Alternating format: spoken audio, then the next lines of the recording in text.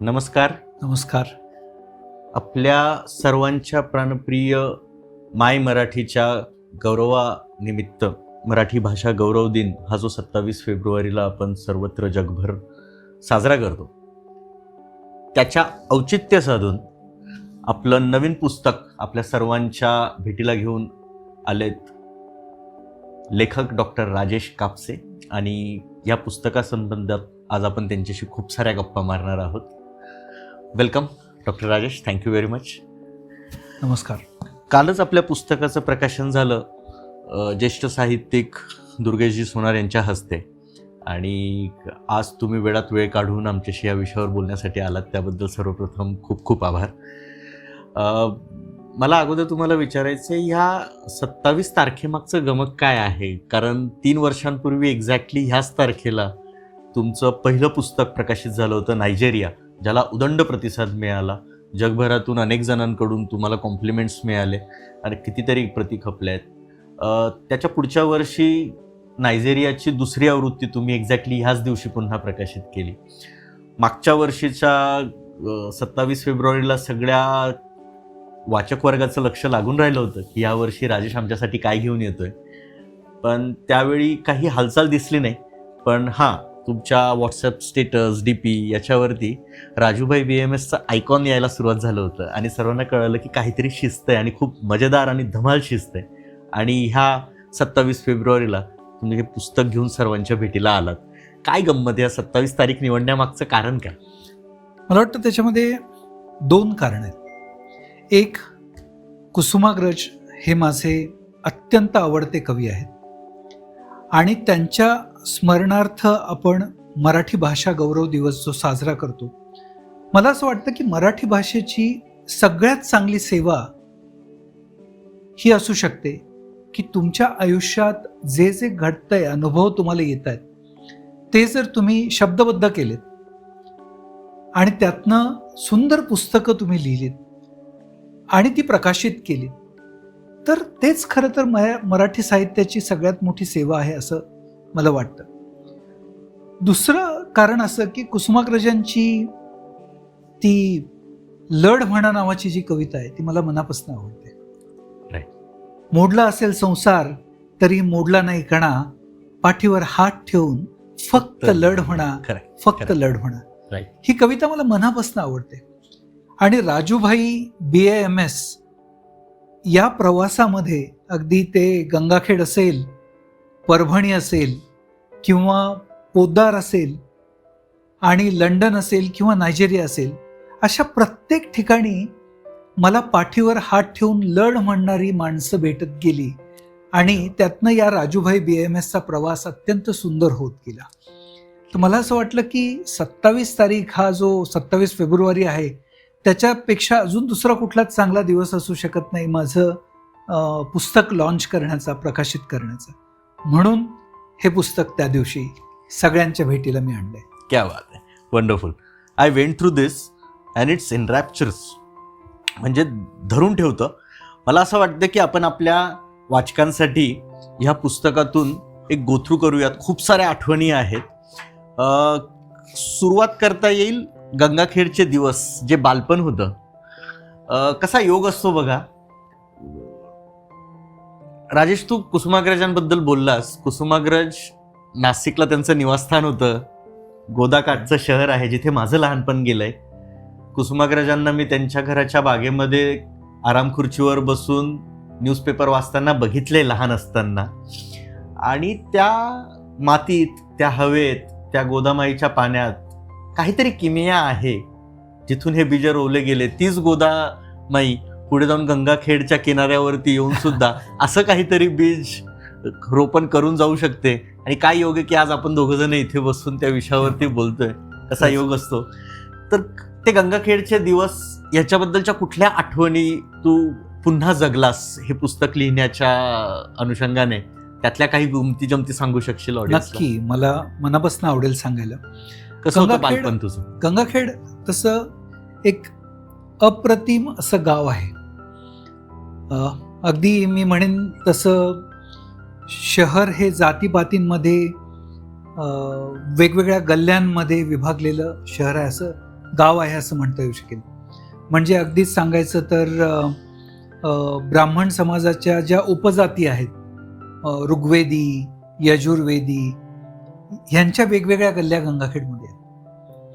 त्याच्यानंतर मराठा समाजाची चौधरी गल्ली गंगाखेडमध्ये आहे, लिंगायत समाजाची शेटे गल्ली गंगाखेडमध्ये आहे, सोनार गल्ली गंगाखेडमध्ये आहे, बौद्धवाडी गंगाखेडमध्ये आहे, वडारवाडी गंगाखेडमध्ये आहे, मुस्लिम समाजाची एक वेगळी वस्ती किंवा एक वेगळी गल्ली गंगाखेडमध्ये आहे. आणि असं वेगवेगळ्या जातीपातींमध्ये असं असलेलं एक शहराची एक वेगळी रचना त्या गंगाखेड शहराची आहे. परंतु हे असं असताना सुद्धा ते एक समरस असलेलं शहर आहे, गाव आहे असं मी म्हणेन. कारण मला चांगलं आठवतं की त्या गंगाखेडमध्ये राष्ट्रीय स्वयंसेवक संघाचे प्रचारक श्री दिनेशजी कुलकर्णी, मी लहान असताना ते प्रचारक म्हणून तिथे आले आणि ते मला बौद्ध वाडीमध्ये घेऊन जायचे आणि तिथे माझा वेगवेगळ्या घरांमध्ये परिचय करून द्यायचे. आमचे एक सर होते, साळवे सर, ते उत्तम इंग्रजी शिकवायचे आणि बौद्धवाडीमध्ये आम्ही इंग्रजीच्या ट्युशनसाठी साळवे सरांकडे जायचो. परंतु तिथे जाण्यासाठी घरामध्ये कधीच विरोध झाला नाही. मला असं वाटतं की हे समरसतेचे संस्कार त्या गंगाखेड या गावाने लहानपणापासून माझ्यावर केले. हे एक लहानपणीचा एक अत्यंत महत्त्वाचा भाग मला इथे नक्की सांगावंसं वाटतं.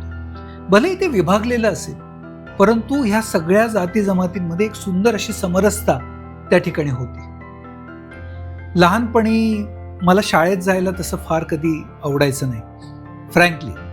आणि मी साधारणतः 4थीमध्ये असेन, तो एक प्रसंग मला आठवतो की आमच्या शाळेमध्ये एक शिक्षक होते आणि त्यांचा वर्ग मला कधीच आवडायचा नाही.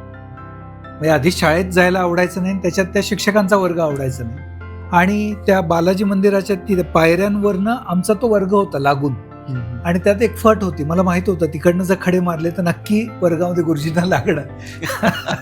आणि मी तिथे बसलो होतो आणि तिथनं एक एक खडा मी त्यांचा वर्ग चालू आणि खडे टाकतोय. ते गुरुजी बाहेर आले, त्यांनी बघितलं आधी, मी पळून गेलो, परत खडे टाकायला सुरुवात केली. ते परत बाहेर आले आणि त्यांना लक्षात आलं की हा राजेश कापसे आहे. म्हणजे राजू भाई ही जी भाईगिरी आहे, तेव्हा पण मी ते उद्योग करायचो. आणि त्यांनी मला मला मला असं लक्षात आलं की ते मला मारणार आणि मी तिथनं पळ ठोकला. आणि गुरुजी तिथेच थांबले नाहीत, तर मी पुढे, गुरुजी मागे, माझ्या मागे पळत पळत ते माझ्या घरापर्यंत आले. घरी आल्यानंतर त्यांनी मला बेदम चोप दिला आणि आई एवढंच नाही म्हणाली, हा अत्यंत खोड्या करतो, त्याला अजून 2 दणके द्या. आणि त्यांनी अजून 2 वेळेला फटके मला दिले. मला असं वाटतं, मी आता कधी कधी इमॅजिन करतो, माझा मुलगा दादर ईस्टला, दादर पूर्वेला एका राजे शिवाजी विद्यालयामध्ये शिकतो, त्या शाळेमध्ये. आणि मी आता इमॅजिन करतो की तो काहीतरी खोड्या करतोय आणि त्याचे शिक्षक किंवा शिक्षिका माझ्या घरापर्यंत चालत. म्हणजे आजच्या ह्या सध्याच्या युगामध्ये तो विचार करणं ही अत्यंत डोक्याच्या पलीकडचा विषय आहे.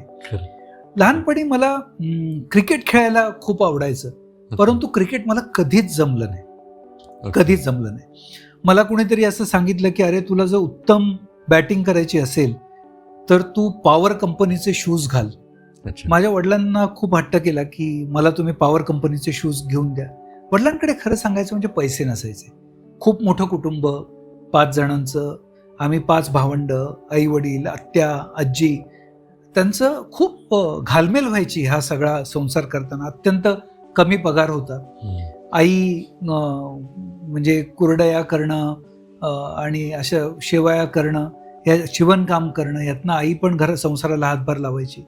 पण त्यांनी कुणाकडनं तरी उसने पैसे घेऊन मला पॉवर कंपनीचे शूज घेऊन दिले आणि ते पॉवर कंपनीचे शूज घालून मी क्रिकेट खेळायला गेलो.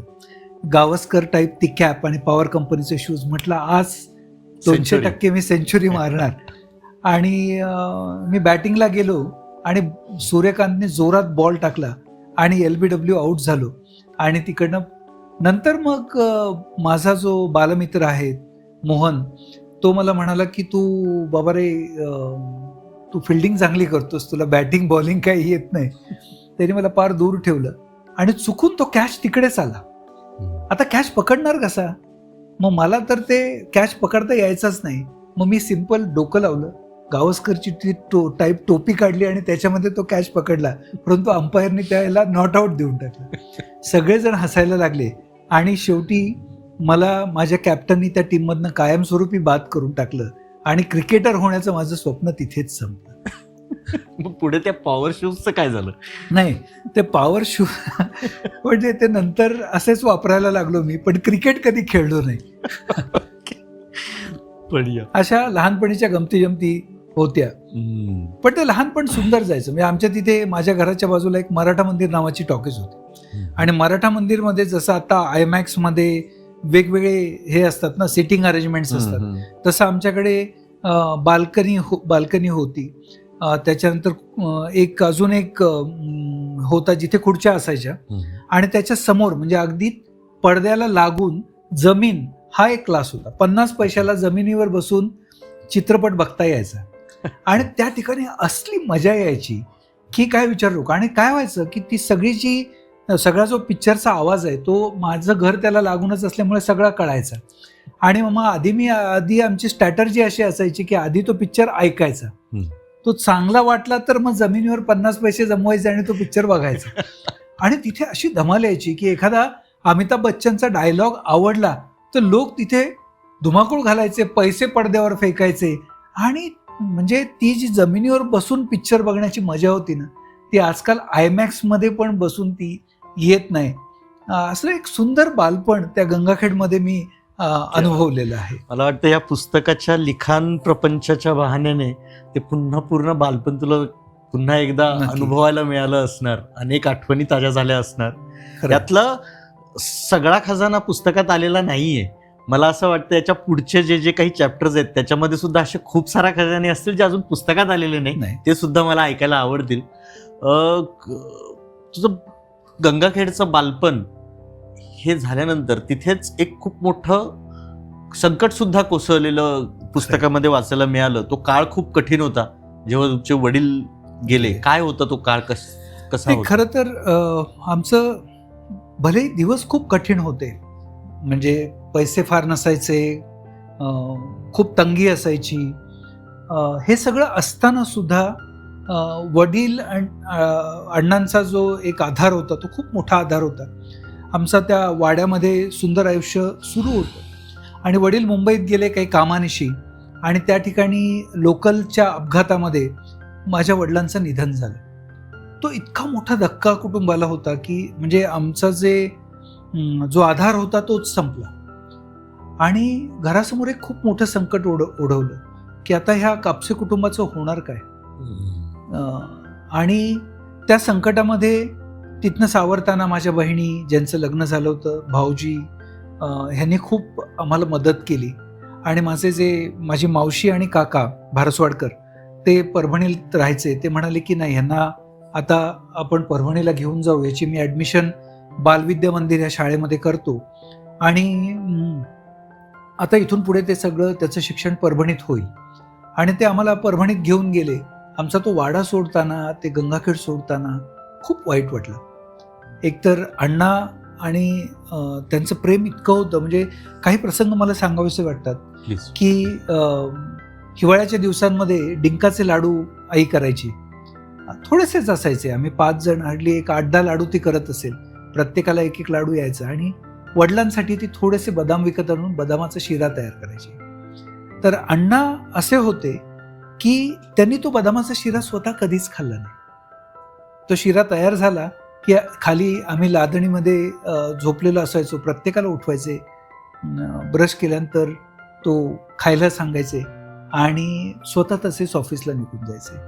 म्हणजे त्यांच्या पॅन्टवरची ठिगळं आणि त्यांच्या चपलांवरचे खिळे हे बघितलं की लक्षात यायचं की त्या माणसाने काय आयुष्य जगलं असेल. आणि असे अण्णा आमचे जेव्हा गेले, त्यांनी मला खरं तर वक्तृत्वाचे संस्कार माझ्या अण्णांनी माझ्यावर केले. चांगलं भाषण करायला त्यांनी मला शिकवलं. त्याच्याबद्दलच्या गमती पुस्तकामध्ये नक्की आलेत, त्या तुम्ही वाचा. म्हणजे फार सगळंच सांगत गेलो तर पुस्तक वाचण्यात मजा नाही राहणार. माझे अण्णा गेल्यानंतर तो इतका धक्का आमच्या सगळ्या कुटुंबाला होता की मग आम्ही परभणीत आलो. मग एक वाड्यातली अगदी शेवटची पत्र्याची खोली होती, त्या ठिकाणी आम्हाला राहायला दिलं. सगळं साफसूफ करून आम्ही तिथे बसलो. लिंबाच्या झाडाखाली टेबल खुर्ची टाकून माझा अभ्यास सुरू झाला आणि त्यातच 10वी हा सगळा प्रकार आमचा सुरू झाला. पण ते अत्यंत कठीण दिवस अनुभवले. पेन्शन नव्हती सुरुवातीला, ती मंजूर व्हायला बराच वेळ लागला. मग त्यावेळेला काका, मावशी, बहिणी, आत्या, मामा ह्या सगळ्या मंडळींनी सपोर्ट केला. म्हणून कापसे कुटुंब तग धरू शकलं. मी 10वी करू शकलो, 11वी करू शकलो. माझ्या बहिणींची, राहिलेल्या बहिणींची लग्न होऊ शकली.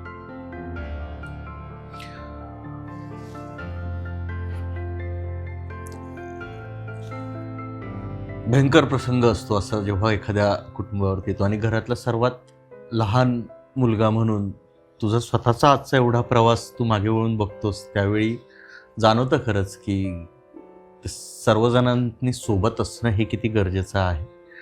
कारण तो एक नाजूक काळ असतो, तो काळ महत्त्वाचा असतो, त्या काळातून निघणं गरजेचं असतं.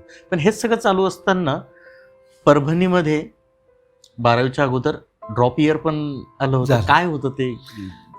मी 10वी मला चांगले मार्क मिळाले. साधारणतः 80% वगैरे मार्क मिळाले असतील. माझ्या वडिलांचं स्वप्न होतं की मी डॉक्टर व्हावं, आणि ते स्वप्न डॉक्टर होण्याचं असल्यामुळे 11वी 12वी सायन्स घेतलं आणि त्याचा अभ्यास करणं क्रमप्राप्त होतं. पण 10वीत चांगले मार्क मिळाले त्याची एक हवा डोक्यामध्ये गेली, आणि ती हवा डोक्यामध्ये गेल्यामुळे असं झालं की मी एकतर त्या किशोर वयामध्ये होतो, आणि त्या किशोर वयामध्ये व्हायची ती गडबड झाली.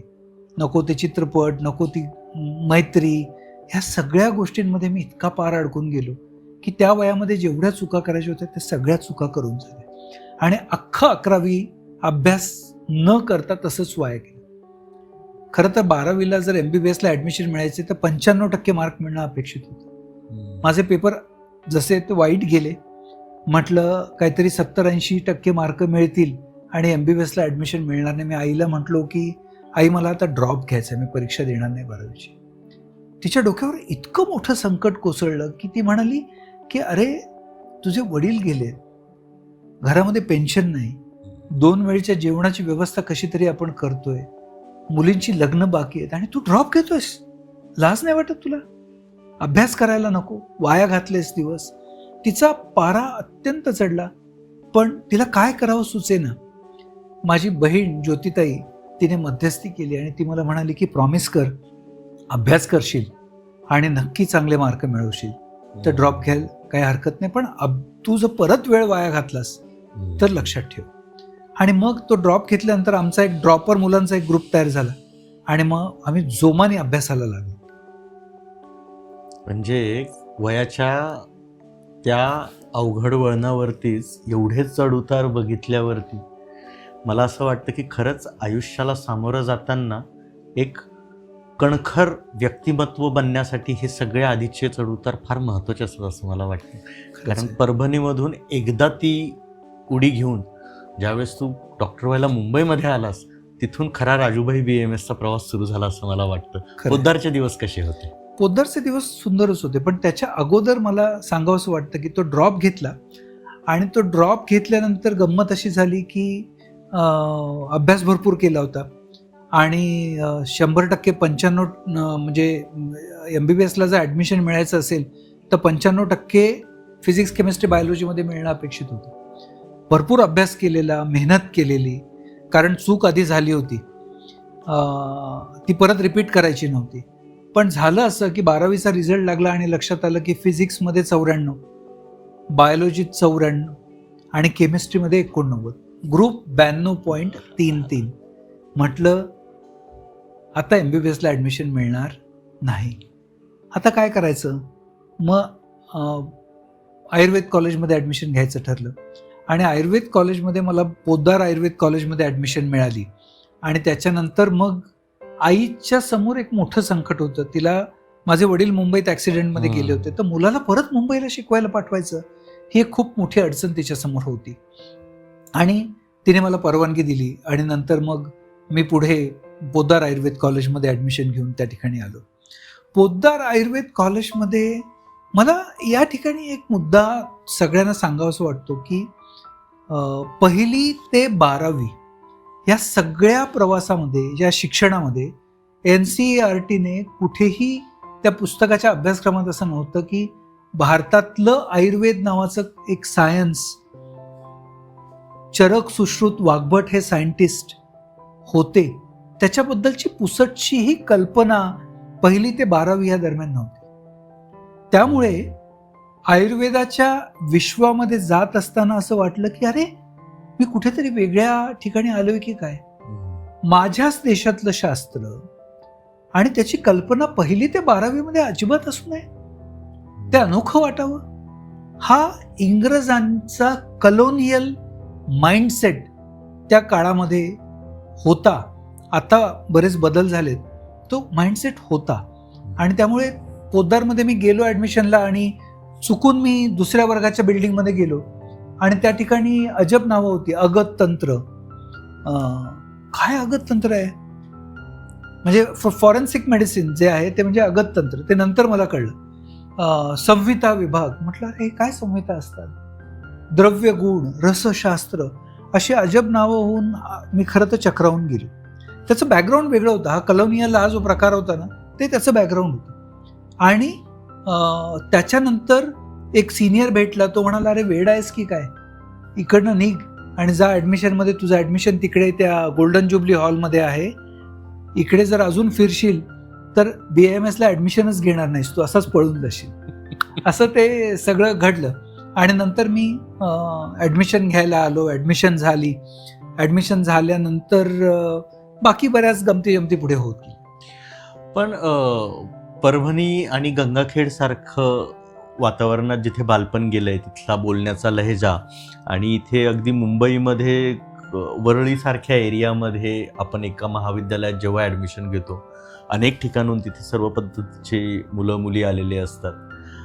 काय डिफरन्स तुला जाणवला? कसा होता तो अनुभव? अचानक अंगावरती आल्यासारखी वाटली मुंबई की तिने अलगद सामावून घेतलं? काय अनुभव होता? मुंबईमध्ये मी आलो आणि गंगाखेडमध्ये असं होतं की मुलींसोबत बोलणं ही फारच दूरची गोष्ट होती. आणि इथे आलो आणि ॲडमिशन होऊन खाली आलो तर मला पहिल्यांदा एक मुलगी भेटली, रेशम, आणि तिने बोलायला सुरुवात केली इंग्रजीमध्ये. हाय राजेश, हाव यू.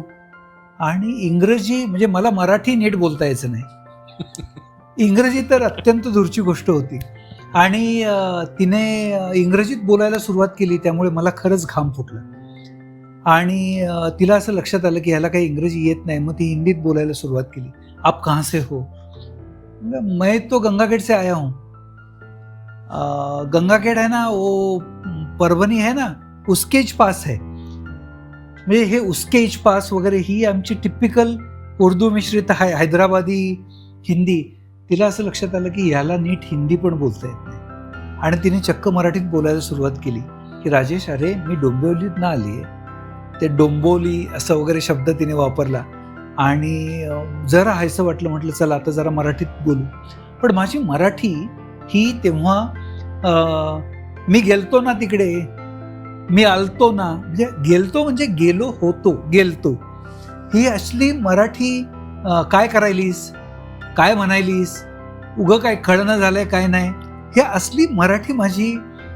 ते मिळालं होतं ॲडमिशन, म्हणजे ते तिला ती हैराण होऊन गेली ते सगळं मराठी ऐकून. पण तरीही ती माझ्याशी बोलली आणि ती म्हणाली राजेश, मला कल्पना आहे, नको काळजी करूस. तितक्यात नरेंद्र आला. नरेंद्र पुण्याचा. मग तो पुणेरी मराठीमध्ये अत्यंत शुद्ध बोलायला लागला. पण हे असं असताना सुद्धा त्या दोघांनी माझ्या खांद्यावर हात ठेवला. ते म्हणाले काळजी करू नकोस, हळूहळू तू भाषा शिकशील, हळूहळू सगळ्या गोष्टी नीट होतील. आणि त्यांच्या बोलण्यामध्ये एक आपुलकी होती, तिथे कुत्सितपणा नव्हता. मला असं वाटलं की ह्या मुंबईने माझं उत्तम स्वागत केलंय. ह्या मुंबईची संस्कृती ही प्रत्येकाला सामावून घेणारी अशी संस्कृती आहे. आणि ह्या मुंबईने माझं खूप सुंदर स्वागत केलं या दोघांनी. आणि आमची एक खूप चांगली घट्ट मैत्री झाली. नंतर पुढे आमच्या ग्रुपमध्ये पूर्णिमा, पल्लवी, शिल्पा, विपुल, असे स्मिता, सलवा असे अनेक जण, अनेक मित्र होत गेले. आणि या मुंबईने माझं उत्तम स्वागत केलं. म्हटलं आयुष्याचे राजूभाईचे अत्यंत सुंदर दिवस सुरू झालेले आहेत. क्या बात आहे. मला असं वाटतं मराठी भाषेची गंमतच ही आहे. आपल्याकडे आपण असं म्हणतो की अगदी 10-50 किलोमीटर जरी गेलो तरी सुद्धा बोलीभाषा बदलते, लहेजा बदलतो. महाराष्ट्रभरामध्ये मला वाटतं किमान 100 पद्धतीच्या मराठी बोलल्या जात नक्की. असाव्यात. नक्की. आणि त्यामध्ये प्रमाण भाषा म्हणजे शुद्ध भाषा किंवा ती म्हणजे सर्वत्र ॲक्सेप्टेड. हे फक्त मराठीबद्दलच नाही, हिंदीबद्दल नाही, इंग्रजीबद्दल नाही, जगातल्या सगळ्या भाषांबद्दल मला असं वाटतं. भाषा ही व्यक्त होण्यासाठी असते. ज्या भाषेतून व्यक्त होता येतं ती त्या व्यक्तीची प्रमाण भाषा असते, ज्याच्यामधून कुठल्याही पद्धतीचा आडपडदा न ठेवता कॉन्फिडेंटली स्वतःला एक्सप्रेस करता आलं पाहिजे. आणि मग खरं ती आहे. परभणीची मराठी असू देत, पुण्याची पुणेकरी मराठी असू देत किंवा मुंबईची बंबईया हिंदी असू देत, शेवटी हा एक इमोशनल धागा असतो. आणि कुठल्याही गोष्टीला कमी न लेखता आपल्यामध्ये तो कॉन्फिडन्स आला तर भाषाचे लहेजे काय वेगवेगळ्या भाषा, जगभरातल्या भाषा शिकता येतात. खरं आहे. जसं तू पुढे जाऊन जपानला गेलास, पुढे लंडनला गेलास, आज नायजेरियाला गेला, आज तुला किती भाषा येत असतील, तेवढ्या लोकांशी तुझं भेटणं झालं. पण तो प्रवास जिथून ज्या पद्धतीने घडत जातो ना, तो माणसाला घडवतो असं मला वाटतं. आणि ह्या सगळ्या खरंच. गोष्टी तितक्याच महत्त्वाच्या असाव्यात.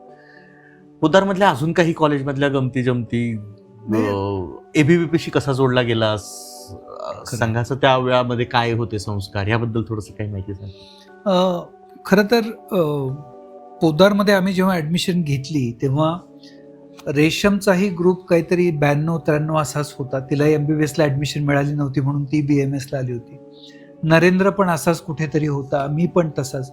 आम्ही एक समदुःखी होतो आणि त्या समदुःखीपणामुळे आमची मैत्री पण खूप चांगली घट्ट झाली आणि नंतर नवीन नवीन मित्र येत गेले. पोद्दारचं आयुष्य तसं फर्स्ट इयर चांगलं गेलं, पण फर्स्ट इयरमध्ये हिंदी, मराठी, इंग्रजी, संस्कृत अशा वेगवेगळ्या भाषांमधनं त्या आयुर्वेदाचं शिक्षण आमचं व्हायचं. त्याच्यामध्ये 50% मॉडर्नचा पण, म्हणजे मॉडर्न मेडिसिन जे आहे त्याचा अभ्यास असायचा. आणि मॉडर्न मेडिसिन आणि आयुर्वेद हा सदैव कन्फ्युजनचा विषय सुरू झाला. म्हणजे एकदा आमच्या एक मॅडम मला बॉम्बे हॉस्पिटलमध्ये घेऊन गेल्या आणि तिथलं वातावरण बघितलं बॉम्बे हॉस्पिटल. मी एकदम असा भारावून गेलो. मी मॅडमना म्हणालो, BAMS झाल्यानंतर मला बॉम्बे हॉस्पिटलमध्ये काम करता येईल का? मॅडम म्हणाल्या, अरे राजा, तू BAMS आहेस, बॉम्बे हॉस्पिटलमध्ये नाही काम करू शकत. कुठेतरी कमी असल्याची जाणीव जेव्हा निर्माण झाली ना, तेव्हा एक खोच हृदयापर्यंत पोचते. पण तरी त्यामुळे मॉडर्न मेडिसिनचा अभ्यास थांबवला नाही. दोन्ही आयुर्वेद आणि मॉडर्न. सेकंड इयरला साधारणतः असताना मी परत भरकटायला लागलो. सिगरेटचं व्यसन लागायला सुरुवात झाली. ते वाईट व्यसन आहे. तर माझ्या भाऊजींना ते लक्षात आलं. ते ह्याला राहायचे, कल्याणला राहायचे. ते तसे समाजवादी विचारसरणीचे. आणि त्यांना हे जेव्हा लक्षात आलं तेव्हा ते मला येऊन भेटले. त्यांनी माझ्या व्यसनाबद्दल मला काहीच बोलले नाहीत, पण मला म्हणाले की तुला आता चांगल्या वळणाला नक्की लावलं पाहिजे. तू एक काम कर, अखिल भारतीय विद्यार्थी परिषदेचं काम कर.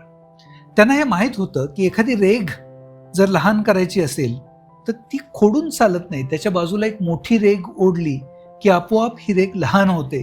आणि त्यांनी मला विद्यार्थी परिषद नावाच्या अखिल भारतीय विद्यार्थी परिषद नावाच्या एका मोठ्या रेघ माझ्या आयुष्यात ओढली आणि माझं आयुष्यच बदलून गेलं. मला असं वाटतं की अखिल भारतीय विद्यार्थी परिषदेच्या एका सुंदर अशा विद्यापीठामध्ये मी प्रवेश घेतला आणि त्या ठिकाणी खऱ्या अर्थाने मी मॅनेजमेंट शिकलो.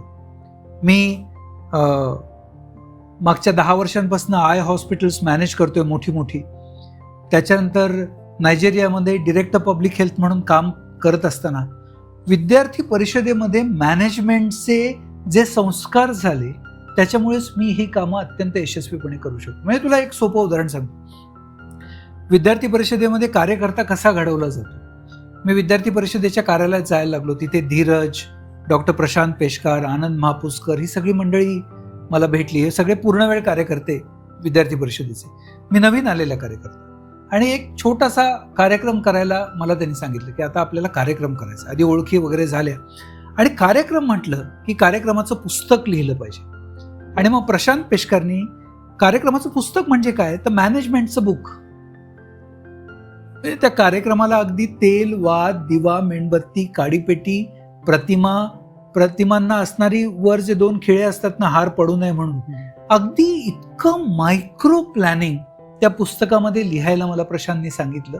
ते पुस्तक तपासलं आणि अशा पद्धतीने विद्यार्थी परिषदेमध्ये माझ्यातला एक मॅनेजर चांगला, एक व्यवस्थापक तिथे घडत गेला, एक कार्यकर्ता त्या ठिकाणी घडत गेला.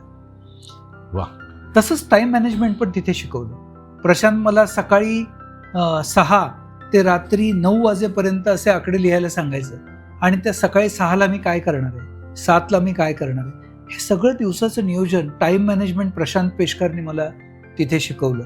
आणि मग नंतर विद्यार्थी परिषदेमध्येच मी वेगवेगळे कार्यक्रम, मोठे मोठे कार्यक्रम विद्यार्थी परिषदेमध्ये मी करायला सुरुवात केली. त्यातनं मी घडत गेलो. अगदी म्हणजे तुला सांगायला मला आनंद होईल की विद्यार्थी परिषदेमध्ये मी इतका चांगला तयार होत गेलो की विद्यार्थी परिषदेचं सुवर्ण महोत्सवी अधिवेशन होतं आणि त्या सुवर्ण महोत्सवी अधिवेशनाची जाहीर सभा छत्रपती शिवाजी पार्कवर आयोजित करण्यात आली होती आणि त्या जाहीर सभेची जबाबदारी विद्यार्थी परिषदेने माझ्यावर टाकली.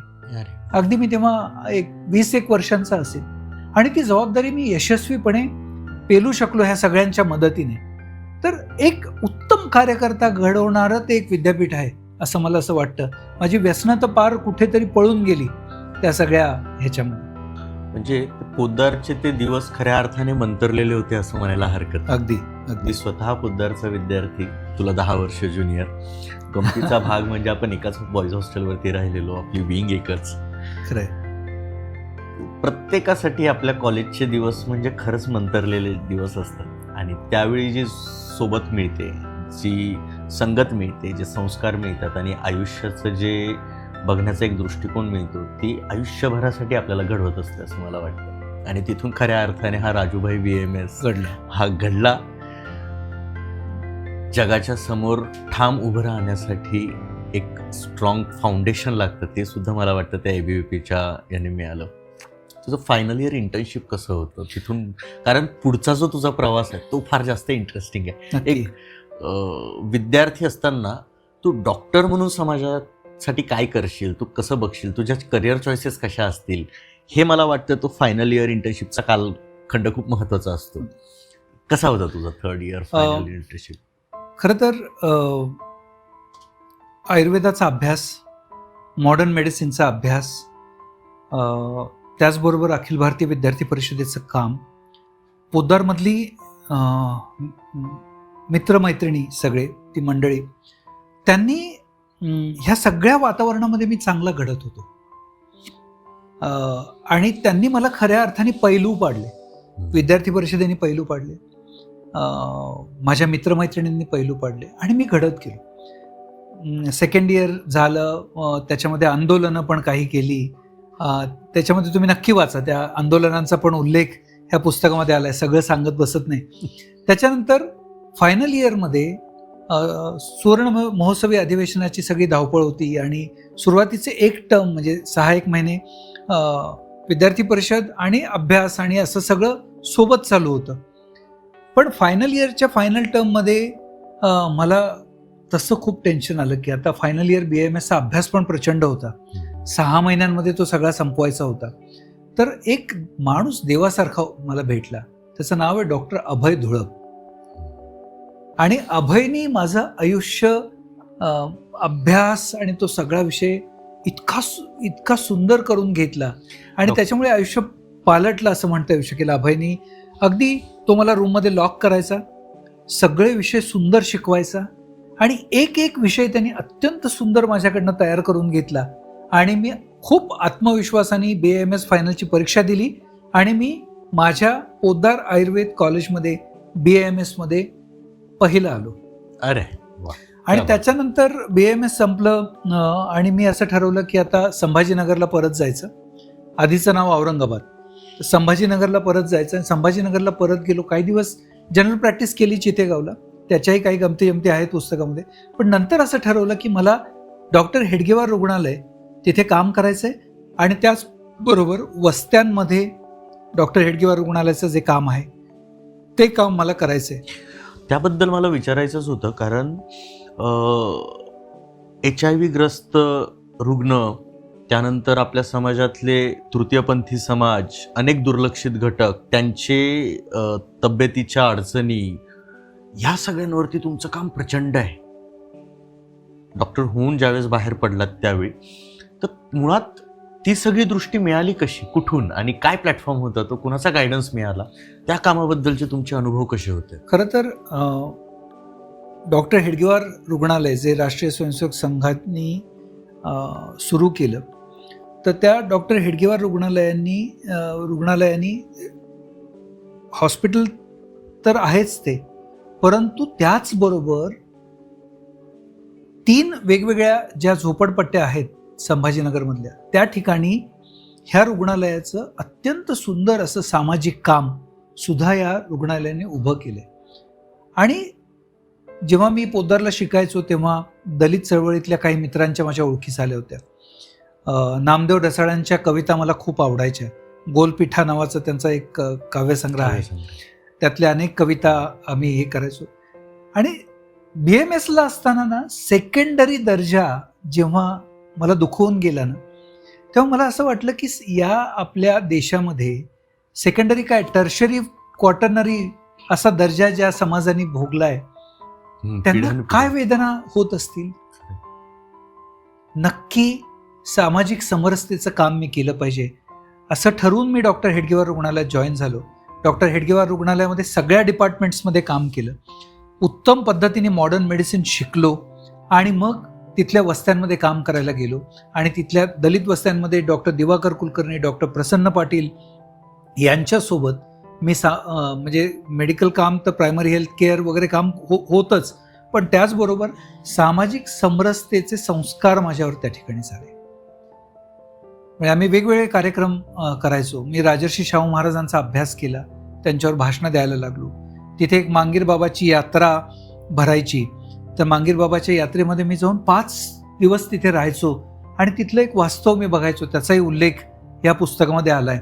आणि एवढंच नाही तर आम्हाला एक HIV एड्सचा प्रकल्प मिळाला आणि त्या HIV एड्सच्या प्रकल्पामध्ये आम्ही भरपूर काम केलं. त्या प्रकल्पाचा डायरेक्ट प्रकल्प संचालक म्हणून मला जबाबदारी देण्यात आली आणि ते एक मोठं चॅलेंज होतं. विद्यार्थी परिषदेतले मॅनेजमेंटचे संस्कार, ते प्रकल्प संचालक म्हणून काम करत असताना मला त्याचा पुरेपूर उपयोग झाला आणि ते शिवधनुष्य मी पेललं आणि उत्तम पद्धतीने तो प्रोजेक्ट आम्ही केला. तेव्हापासून मी HIV एड्स या विषयामध्ये काम करायचो. म्हणजे कंडोम प्रमोशन सारखा विषय असेल, अत्यंत सेन्सिटिव्ह विषय ते होते आणि त्याच्याबद्दल सविस्तर पुस्तकामध्ये मी लिहिलंय. आणि ते करत असताना समाजाचे जे वेगवेगळे दुर्लक्षित घटक आहेत, म्हणजे तृतीयपंथी मंडळी असतील, वेश्या व्यवसाय करणाऱ्या महिला असतील, प्रिझनर्स असतील, अशा वेगवेगळ्या समाज घटकांसोबत मला काम करता आलं. म्हणजे मी हेडगेवार रुग्णालयात असताना सेवावस्थांमध्ये काम करायचो, पण नंतर डॉक्टर हेडगेवार रुग्णालयात 6 वर्ष काम केल्यानंतर मी मुंबईत ॲवॉर्ड सोसायटीमध्ये काम करायला सुरुवात केली. तेव्हा या वेगवेगळ्या घटकांसोबत काम करताना त्यांचं आयुष्य जवळून बघायला मला मिळालं आणि त्या ज्या वेदना आहेत ना, त्या त्यांच्या काय आहेत, त्यांचं आयुष्य काय आहे ते जेव्हा बघितलं तेव्हा अक्षरशः डोळ्यात पाणी यायचं, वाईट वाटायचं. म्हणजे काहीतरी गलिच्छ आहे असं म्हणणं सोपं आहे, पण जाऊन प्रत्यक्ष जेव्हा आपण एखाद्या वेश्या व्यवसाय करणाऱ्या महिलेसोबत गप्पा मारतो ना, तेव्हा तिचं आयुष्य खऱ्या अर्थाने कळतं.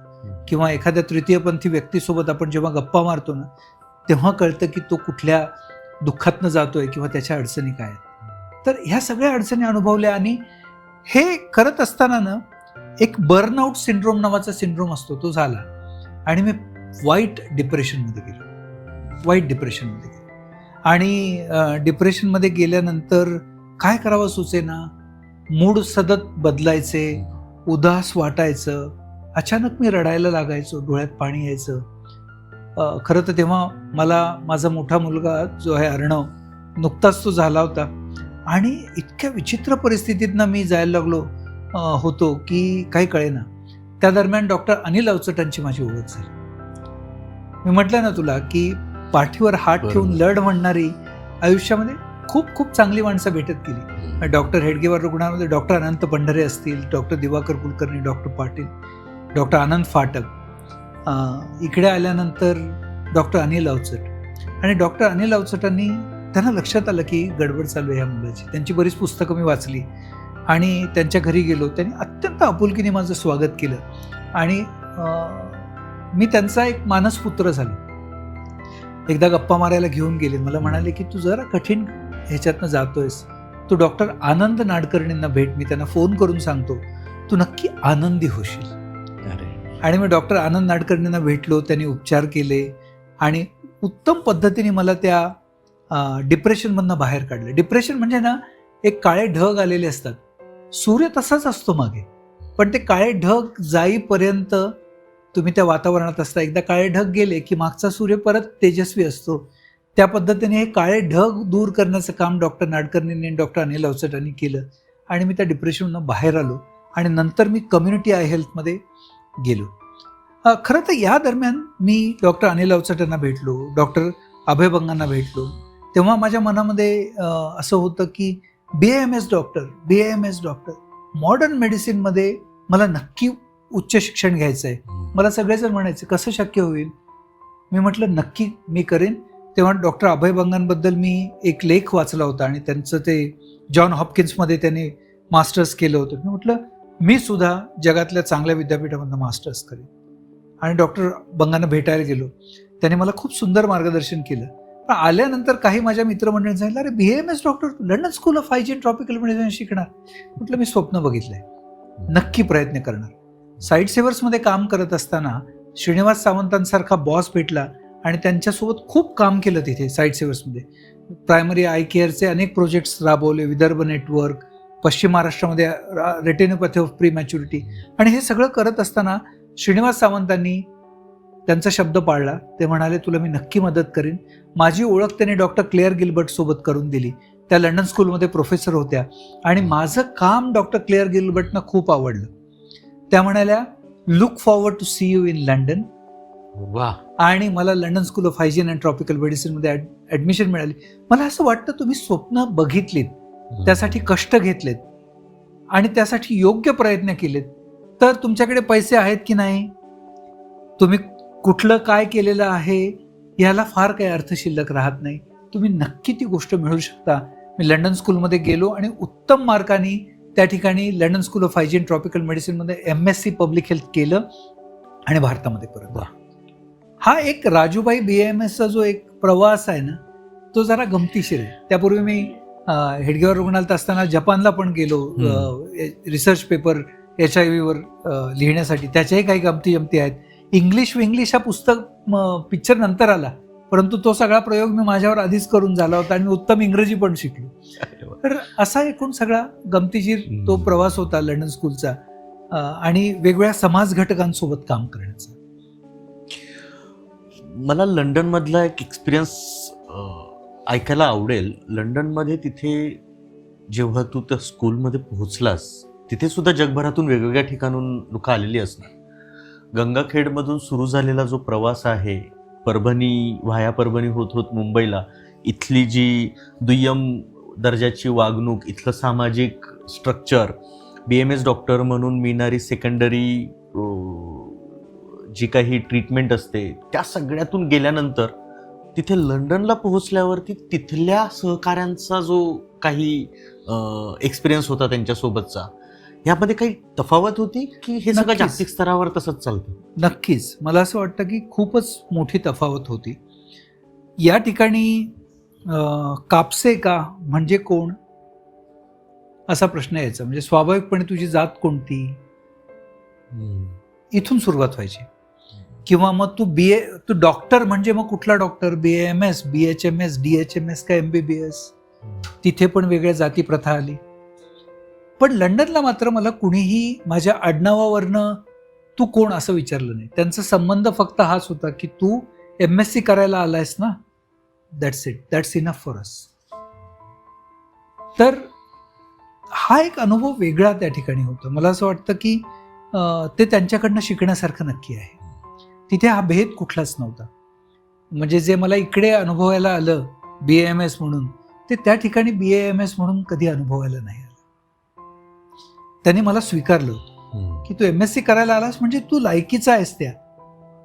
चला आता अभ्यास करू. त्या ठिकाणी एक बँकिंग क्षेत्रामध्ये 50 वर्षांचा 50 म्हणजे ज्यांनी करिअरची 25 वर्ष बँकिंगमध्ये काढली आहेत, तो सगळं बँकिंग सोडून लंडन स्कूलमध्ये पब्लिक हेल्थ करायला आला होता. म्हणजे आपल्या भारतामध्ये असा आपण दुरान्वयी विचार करू शकत नाही. अशी शिक्षण पद्धती त्या ठिकाणी आहे. तिथल्या शिक्षण पद्धतीतल्या काही चांगल्या गोष्टी पण मी त्याच्यामध्ये लिहिल्यात, ज्या आपल्याकडे नक्की रिप्लिकेट होऊ शकतात. म्हणजे जिथं चांगलं आहे ते घ्यायलाच हवं. खरं.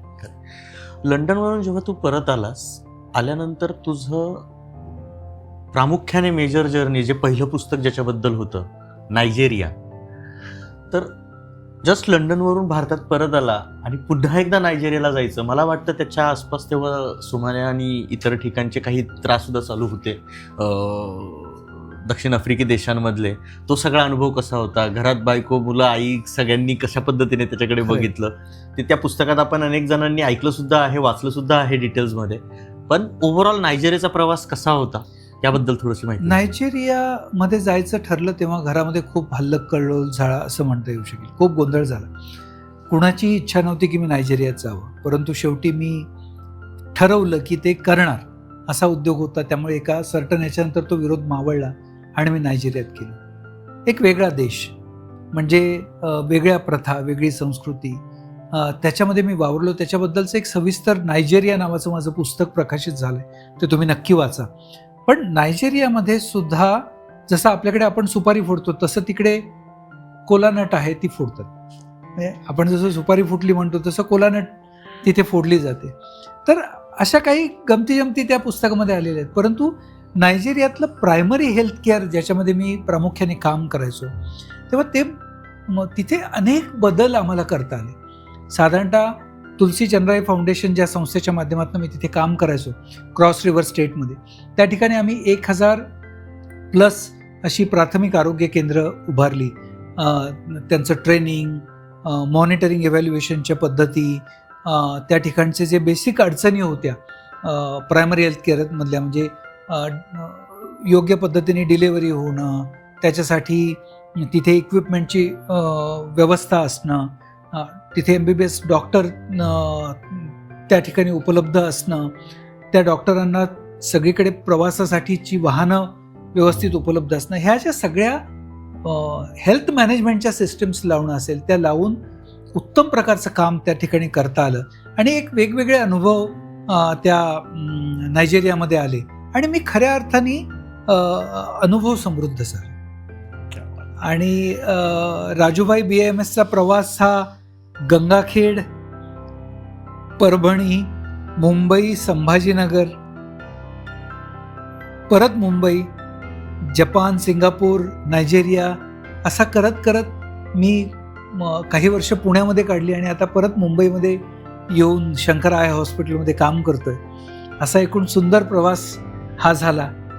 आणि आज गेले किती वर्ष झाली की तुम्ही आपल्या डोळ्यांच्या याच्यामध्ये ॲडमिनिस्ट्रेशन करता? मागच्या एक साधारणतः 10 वर्षांपासून मी नायजेरियातनं परत आलो आणि पुण्याला HV देसाई आय हॉस्पिटलचं चीफ एक्झिक्युटिव्ह ऑफिसर म्हणून जॉईन झालो. तेव्हापासून आत्ता 10 वर्ष मी आय हेल्थ मॅनेजमेंट ह्या विषयामध्ये काम करतोय. खूप आनंद वाटतो ते सगळं करत असताना. गेली 5 वर्ष माझ्या मते पनवेलला जे RJ शंकर आय हॉस्पिटल आहे तिथे युनिट हेड म्हणून यू एस्टॅब्लिश दॅट सेंटर. आता सध्या देशातली किती हॉस्पिटल्सची जबाबदारी आहे? शंकरा आय हॉस्पिटलची तशी 14 हॉस्पिटल्स आहेत, परंतु मी इथलं पनवेलचं हॉस्पिटल मॅनेज करतो आणि ती सगळं काम आहे. अधूनमधून कधीतरी इतर ठिकाणी जायची संधी मिळते. पण हे काम करत असताना मला वेगवेगळे अनुभव आलेले आहेत. ओके. मी का विचारतो याबद्दल, कारण कालचा 27 तारखेला आपल्या वाचकांसाठी राजूभाई BAMS ही धमाल पर्वणी तू घेऊन आलास.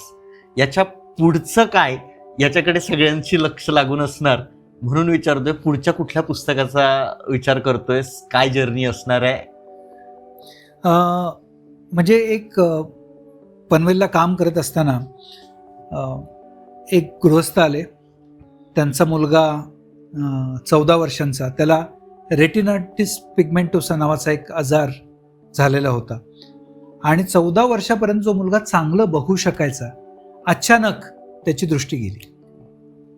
आणि आता पुढचं आयुष्य काय? त्याच्या आई वडिलांच्या डोळ्यामध्ये पाणी होतं. मग आता नव्याने अंधत्व घेऊन, ब्लाइंडनेस घेऊन नव्याने आयुष्य जगायचंय, नव्याने वेगळे टेक्निक शिकायचे, शिक्षण घ्यायचं आणि आयुष्यात उभं राहायचं. तेव्हा माझे काही मित्र आहेत ब्लाइंडनेस सेक्टरमध्ये काम करणारे, केतन कोठारी सारखे, ज्यांनी आयुष्यामध्ये खूप काही अचीव केलंय. मी त्यांना त्यांची ओळख करून दिली आणि म्हटलं नव्याने आयुष्य सुरू करायला लागेल.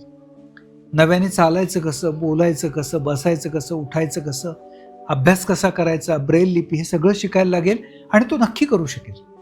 त्यांना एक वेगळा आत्मविश्वास आला. तर डोळ्यांच्या हॉस्पिटलमध्ये अशा अनेक घटना घडत असतात. एखादा सामान्य माणूस जेव्हा डोळ्याच्या हॉस्पिटलमध्ये जातो तेव्हा ते सगळं डोळ्यांचं विश्व काय आहे ते माहीत असायला पाहिजे. त्याच्याबद्दल 2 डोळ्यांविषयी नावाच्या एका पुस्तकावर मी आता काम चालू केलंय. अरे वा. बघूया अजून एखाद्या मराठी भाषा दिनाच्या निमित्ताने आपण ते प्रकाशित करू शकतो. निश्चित. मला असं वाटतं की आजची आपली भेट संपवताना ह्या पुस्तकातलं एक, आता आपण जेवढं काही ऐकलं या प्रवासाबद्दल, हे अतिशय दिलखेचक, अतिशय रोमांचक आणि अपडाऊन्सने भरलेलं, पण आपल्याला जगण्याबद्दलची एक भयंकर उर्मी शिकवणारं असं हे जीवन प्रवासाचं वर्णन आहे. आणि त्याचा शेवट मला असं वाटतं या पुस्तकाचा एक फार सुंदर पॅसेज आहे, तो त्यांच्याच तोंडून आपण ऐकूयात आणि आजची आपली ही भेट आपण इथे थांबूयात. पुस्तकाचा जो शेवट आहे तो अतिशय समर्पक असा केला. कितीही लांब गेलो, जगाच्या पाठीवर कुठेही पोहोचलो, तरी आजही माझ्या पावलांच्या तळव्यांना गंगाखेडच्या गोदाकाठची ती मऊ वाळू जाणवते. तीच वाळू, तीच माती आणि तोच विठ्ठल आजही माझ्या प्रत्येक पावलाला आधार देत आहे. संघर्षातून मिळालेली ही प्रगल्भतेची शिदोरी घेऊन मी आता नव्या ध्येयाकडे निघालो आहे, पुन्हा एकदा त्या पांडुरंगाच्या साक्षीने. धन्यवाद. सर्व ह्या विलक्षण व्यक्तिमत्वाच्या प्रेमात असणाऱ्या सर्व वाचक वर्गांना मी पुन्हा एकदा फील करतो की हे राजूभाई VMS हे फार सुंदर पुस्तक आपण सर्वांनी वाचूयात, नायजेरिया वाचूयात. राजेश हा हेल्थकेअर ॲडमिनिस्ट्रेटर आहे, स्वतः डॉक्टर आहे, पण ॲट द सेम टाईम सिद्धहस्त लेखकसुद्धा आहे आणि त्याच वेळी अतिशय सुंदर बासरीवादकसुद्धा आहे. इथून पुढच्या तुझ्या आयुष्यासाठी, पुढच्या लिखाणासाठी खूप खूप खूप शुभेच्छा. थँक्यू. आणि त्या सर्व वाचक वर्गातला तुझा एक चाहता म्हणून मी सुद्धा तुला सांगतो की तुझ्या पुढच्या कलाकृतीकडे लक्ष लागून आहे. लवकरच आमच्या भेटीला नव्या पुस्तकासाठी. धन्यवाद.